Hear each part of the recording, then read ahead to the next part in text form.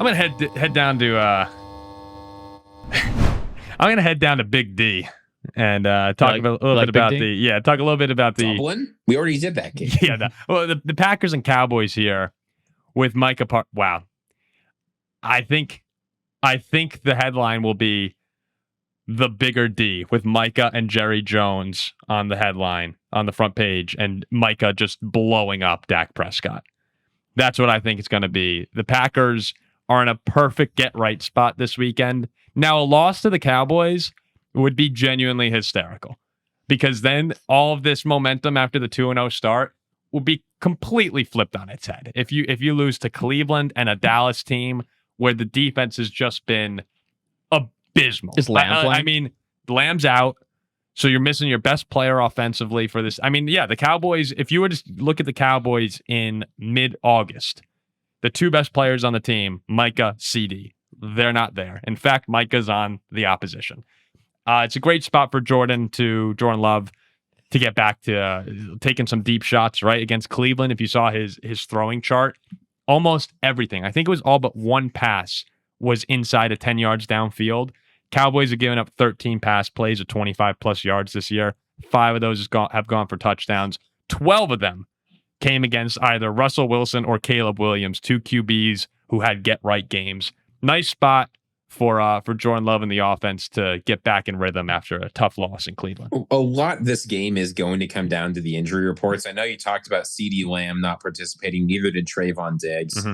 It's not looking much better for the Packers, though. Players who were limited or did not participate: Aaron Banks, Anthony Belton, Carl Brooks, Javon Bullard, John Fitzpatrick, Josh Jacobs, Tucker Kraft, Micah Parsons, Zach Tom, Rasheed Walker, Devontae Wyatt. Now, not all of those are players who are going to miss the game. Like, we're not worried about Micah Parsons. But some of them, like Zach Tom, like Javon Bullard, like Aaron Banks, we don't know if they're going to be healthy.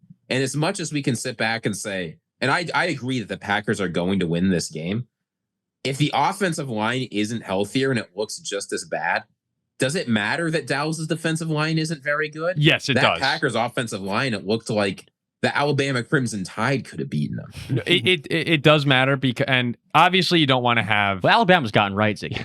Obviously you don't want to have backups in, but you have to remember who they were playing, and that's part of the reason why they looked so bad. Is you have Myles Garrett on the other side. That Browns front seven's really talented, especially the pass rush.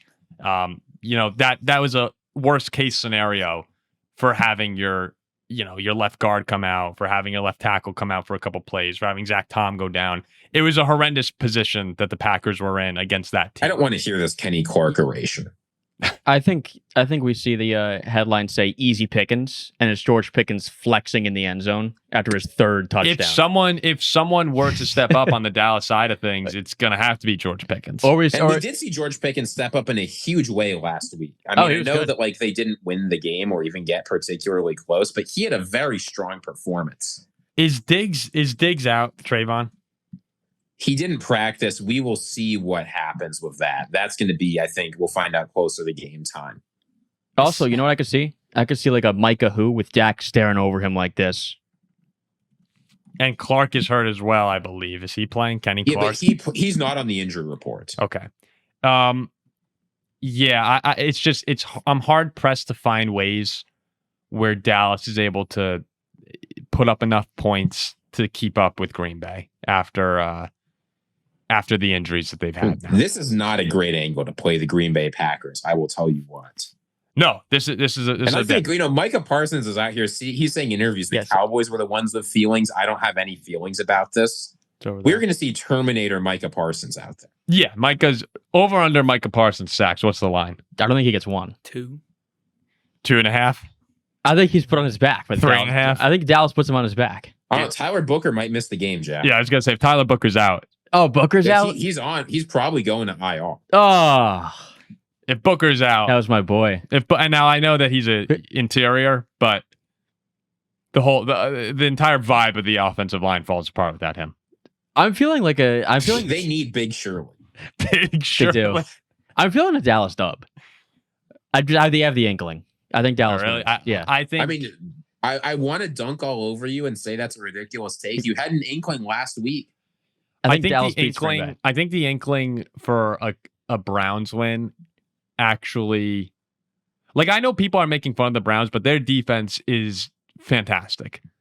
And the Cowboys, like, that was the best. If you rank the units for the Cowboys and the Browns defense is the number one unit. And that's what kept them in the game. Now, their offense is brutal at times, but the defense was able to get them the win. I actually think I'd be more surprised if the Packers lost to the Cowboys this weekend. I think Dak wakes up this weekend. He's got to wake up. I'm feeling a Cowboys win.